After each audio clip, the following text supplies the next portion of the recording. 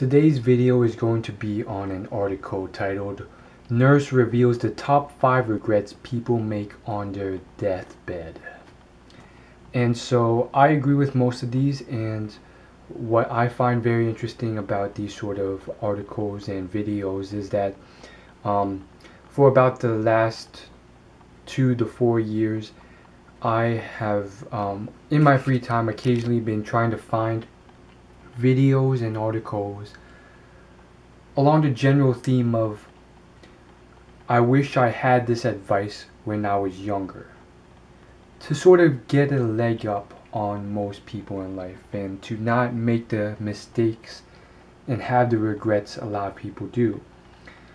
I've Googled and YouTubed it just casually, and most of the time though I found it just out of the blue, because the content I watch and read oftentimes ends up being that sort of advice just being given either in the middle or the end of the interview. So you can tell the sort of stuff I read, and oftentimes if you just listen to very successful people being interviewed and giving advice, they will occasionally end up just giving their opinions on this topic.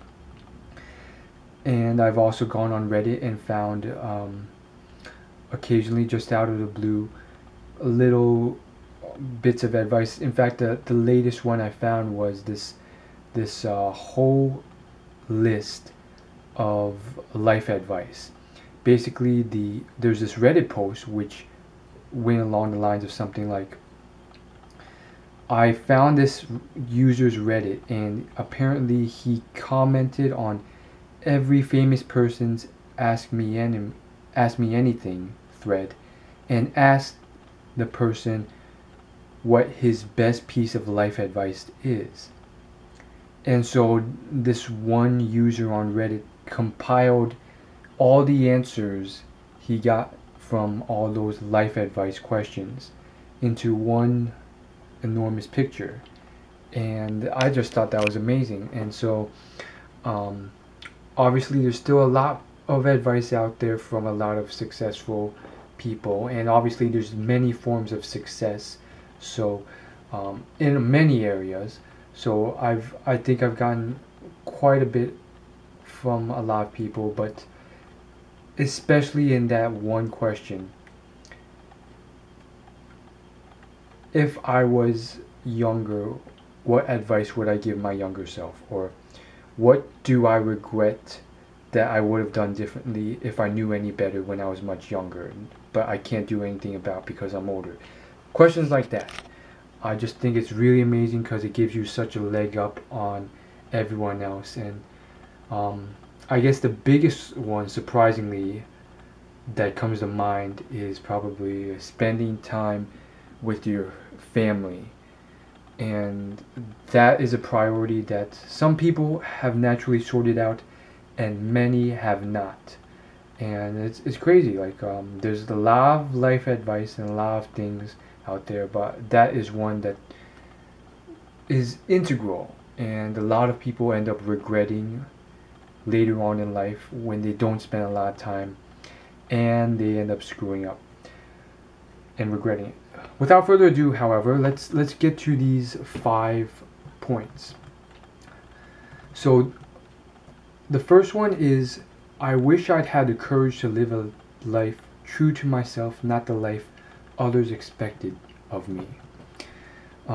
So I'm going to voice my opinions on these. There's one I disagree with, but we'll get to that. This one I agree with for the most part, and just a little background. This nurse works in palliative care. Her patients were those who had gone home to die. Some incredibly special times were shared, yada yada yada. This nurse was with them for the last 3 to 12 weeks of their lives. So this is some insight from a nurse who has experienced it all, has met and accompanied many people to their graves, which is astonishing. So the first one I do agree with. I think it's one of those things that um, is controversial, and I personally think that a lot of people are jealous. They see you doing it and they try and tear you down because they can't do it themselves. And so they see you attempting to live a true life and do something that you enjoy. A huge example is your occupation. People would tear you down, especially on the internet. How can you do this? Blah, blah, blah, blah, blah. And whether it's jealousy or them just not being able to do that themselves for whatever reason, so they come and tear you down for it. And so I definitely agree with this. There's a whole society thing about it, and it's very tough when others forget random strangers online, your family or your friends saying, "Oh, follow this job," or "Oh, do this," or "Don't pursue that passion. There's no chance you will make it," or "Don't attempt to get a job in this area. You don't have a chance. It's better to settle down." And some of these people they want your well-being, but others, they don't know what's going on. And usually these people aren't your family, because your family will understand when the difference between hey, you're going out for your passion, and that's completely fine. Go for it, and if it doesn't work out, there's always other things that you can do. However, other people, usually they just want to tear you down. Moving on though. Oh yeah, before I move on, again, you can apply this to other things, such as not just finding a job, but finding a sector or a specific area you want to work in that you very much enjoy. And I have recently adopted the philosophy similar because of what Warren Buffett has said and other people have said. Not just Warren Buffett, many successful people I've come into contact with, or not direct contact, but through the books I've read and the videos I've watched. A lot of them, almost all of them, like they speak very practically. You pursue the passion that interests you most, even if it's not the most prestigious or the one that yields you the most money, because that is what will make you the most money, and what will give you the most happiness is the occupation that doesn't feel like work. And that's the sort of mindset you need to really excel the most at that job. And by being the best at your job, you can therefore make even more money. And that's something a lot of people don't understand. And again, it's not just jobs, it's also stuff like maybe there's that guy or girl that you have a crush on. Other people are jealous that you have the belief and the courage to approach, and they'll try and tear you down. Don't listen to them. Anyhow, number 2, I wish I didn't work so hard. This is the second top regret. I don't know if they're in order of frequency, but I wish I didn't work so hard. This one is like surprisingly very, very common. Quite frankly, I've recently met someone who has admitted to me just this. And basically, there's many reasons why people do this, but one of the big ones is money. They place the priority of making more money as the top priority, and they forego time spent with their family and friends and so forth because of this. This is a huge fallacy, and it's I don't blame them for making it. It's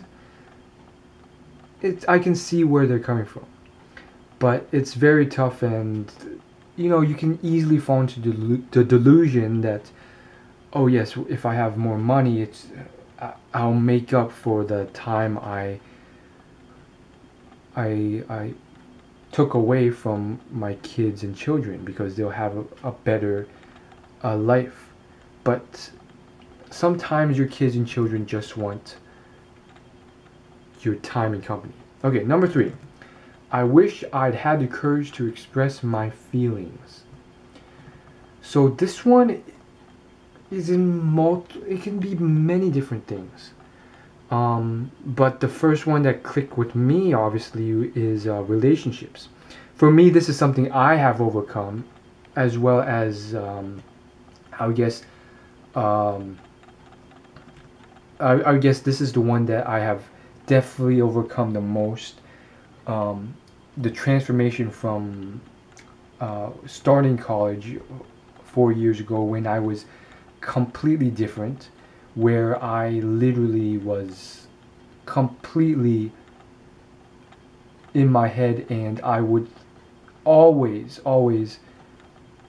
almost always, not do anything in terms of, if I liked a girl, like, there would be no chance I would really attempt anything at all. And there's a huge change in that, and with that comes a lot less regret of what if. However, what you'll learn is that oftentimes a lot of those what ifs were in reality, the girls didn't like you, but that's completely fine. Like, I definitely think that a true man is not measured on anything related to females. Females is icing on the cake. So yeah, whether or not you get rejected or not, because you've done it, that's where the respect as a man comes from.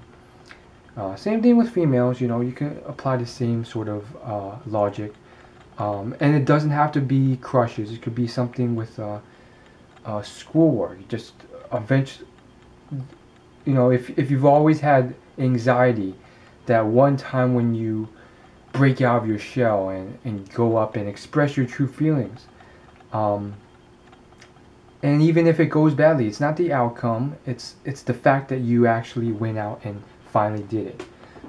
So just a little bit, I'm just gonna read a little bit more of what they said about this one. Many people suppress their feelings in order to keep peace with others. As a result, they settle for a mediocre existence, never became who they were truly capable of becoming. Many develop illnesses related to bitterness and resentment. We cannot control the reactions of others. However, although people may initially react when you change the way you are by speaking honestly, in the end it raises the relationship to a whole new and healthier level. Either that or it releases the unhealthy relationship from your life. Either way, you win. I definitely think this is true. There are some people that are very radical. They express their feelings, and they're not afraid to offend people. And if these people will get offended, they're like, good, you're out of my life. And these people are rare. They're rare and far between, and oftentimes they offend a lot of people. But in certain ways, I admire them because they can be who they truly are without that sort of yearning to please everyone. I'm not gonna lie, it was genetically ingrained in me. From birth, I've always had this natural inclination to have everybody like me. Everybody had to really like me, and that just warranted a lot of approval seeking, and a lot of people who just weren't that great, who I had to please. Currently, I have, after a lot of, talking and thinking, currently my philosophy, and it may change, is I don't have it in my heart to be mean to anyone, even if they're blatantly arrogant or mean, or even if they have a lot of traits I detest. I'll probably not hang around a lot with them, um, but I don't have it in my heart to hate them or anything. And again, I personally, if I'm feeling something, I will express it. Maybe not all the time, but when it's important, I will. And that's something I had really had to cultivate, and it wasn't something I naturally had a few years back. Number four, the fourth biggest regret people made on their deathbeds. I wish I had stayed in touch with my friends. This one I don't think is as much an issue nowadays with Facebook and everything else. Social media and technology makes it very easily to connect and reconnect with a lot of people. Although, oftentimes you can still lose contact very easily. And Facebook for me, you end up, it can be a double-edged sword in the fact that you can stay in contact with people you don't want to or you shouldn't stay in contact with, and a lot of other things. Which brings me back to the last one. There's one thing I did have to mention. The last one was again, I wish I had the courage to express my feelings. Sometimes though, there are relationships where you have to be you have to be smart about it. If there's someone at work you really, really hate, that doesn't mean you curse them out, especially when you're working with them for the next few years. Um, sure, if it's truly an unhealthy relationship or unhealthy place, whether it's a family member or a job, even if it is seemingly a long-term relationship with this person, sometimes you have to cut those knots and force something where you're moving on to somewhere else or moving out, even if it is someone close or even if it is a stable long-term job. Just make sure you have something else lined up. And that brings me back to another thing, number one, I wish I had courage to live a life true to myself and not the life I was expected of me. If we're talking about occupations and jobs, before you just quit your job and say, maybe you're right, I will pursue a job I'm more passionate about, make sure you have some sort of sustainable income before you do that. Even if it means sticking with the job you hate for a while you search for a job you like better that fulfills you more. Okay, so 4. I wish I stayed in touch with my friends. I'm going to read a little bit about this one. Often they would not truly realize the full benefits of old friends until their dying weeks. And it was not always possible to track them down. Many had become so caught up in their own lives that they had let golden friendships slip away over the years. There are many deep regrets about not giving friendships the time and effort that they deserved. Everyone missed their friends when they are dying. It's common for anyone in a busy lifestyle to let their friendship slip. I completely agree. Sometimes you okay, it was fun and stuff, but I gotta make money. I gotta do this. It's more important. It all comes back down to money and this whole root of money being the most important thing. Once I get a lot of money, everything will flow. Not always. Definitely not always. Not for sure not. And that's a good transition to the last one. I wish that I had let myself be happier. And they elaborate on this by saying this is a surprisingly common one. Many people do not realize that happiness is a choice. They had stayed stuck in their own patterns and habits. The so-called comfort of familiarity overflowed into their emotions, as well as their physical lives. Fear of change had them pretending to others and to themselves that they were content, when deep within they longed to laugh properly and have silliness in their life again. When you are on your deathbed, what others think of you is a long way from your mind. How wonderful to be able to let go and smile again, long before you are dying. Life is a choice. It is your life. Choose consciously, choose wisely, choose honestly, choose happiness. So here's the thing, I don't agree with the I don't completely agree with happiness as a choice. It is to a certain extent, for sure, um, for a good majority. But if you don't have the requirements like air, food, somewhere to poop, and so forth, it's hard to be happy. Um, and so that's the big thing. But most people have those things. So again, um, more or less it is.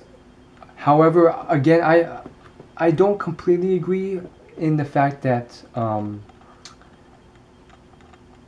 one could be neutral in a sort of average setting, but being happy all the time, even when things are just normal, can be somewhat delusional and weird. Like, imagine someone just being completely happy and you ask them why, and they're just like, oh yeah, I'm just happy because I'm sitting here at my desk job doing my thing. And it's like, are you happy because you love your job that much? And they respond, no, I actually find it somewhat boring, but I'm happy. Like, it doesn't make sense. So, like, sure, you can be happy, but I feel like it's just more logical to be normal at certain times rather than constantly happy. It'd be somewhat delusional to be happy when like you're finding a lot of things mediocre, and that doesn't mean that you require like all these luxurious things like a job you love or gourmet food to be happy. It just means that okay, like I it's a very average day for me doesn't mean I'm completely happy. For me personally though, you know, it's always something to strive towards, and there's um, I definitely think that in my opinion happiness doesn't require gourmet food or any of that stuff, but people in your life that bring joy and humor. Another good example is like if you're just sitting there at a table. Do you have if you don't have like a tremendous grin on your face and you're not laughing and stuff, that's what I consider true like real happiness. And I don't think you can just obtain that from just like sitting at a table. And so and it would be somewhat delusional to express that body language from just sitting at a table doing nothing and just laughing and smiling all the time for no reason. And so I think it'd just be more logical to be like more average or neutral in terms of facial expression and so forth, if that makes sense. And I do think that happiness can't, like that sort of eternal happiness can come from good humor and surrounding yourself with positive people that bring that. Anyhow, they had stayed in their stuck old patterns and habits. Their so-called comfort of familiarity overflowed into their emotions as well as their physical lives. Fear of change had them pretending to others and to themselves that they were content. So that's another thing. I find that statement a paradox that I disagree with. They say happiness is a choice, but then they follow that up with saying that it's wrong to pretend to others that you are content or pretend to others that you are happy. If happiness is a choice and you just simply choose to be happy, then how on earth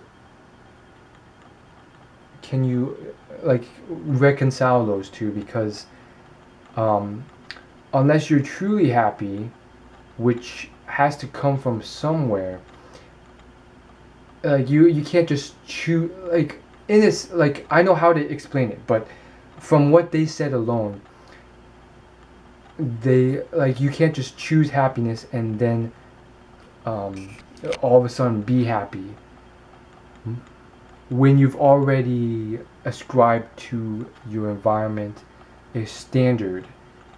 Um, and so I know how to explain it and solve this dilemma. So the truth is there's more to happiness than just choosing to be happy.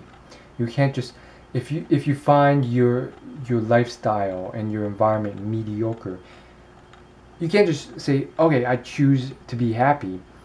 Because if you do, and you still find all these things mediocre, which keeps you unsatisfied, what you're truly doing is what they said, which is pretending to others that you are content when you are truly not. And this delusion of choosing happiness or choosing contentment or faking it, it's not going to work.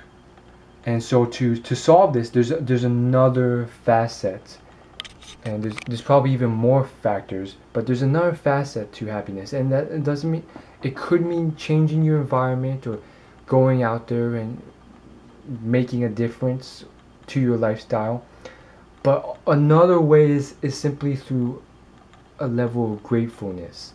And this is hard to come by, but a lot of times you don't realize how many things you should be grateful for. And I guess the best example is someone out of North Korea. A lot of the things you take for granted are not available in North Korea. So imagine someone from North Korea or Sub-Saharan Africa jumping from their lifestyle, which they have ascribed as their standard, to your lifestyle. They'd be pretty happy and joyful for maybe the rest of their lives because of that upped standard. And so because of the standard you are born into, you sort of take a lot of things for granted, and literally other people in your shoes would be completely happy. So that's something that I just want to get out. As always, like, favorite, comment, share, and subscribe. See you in my next video. See you later.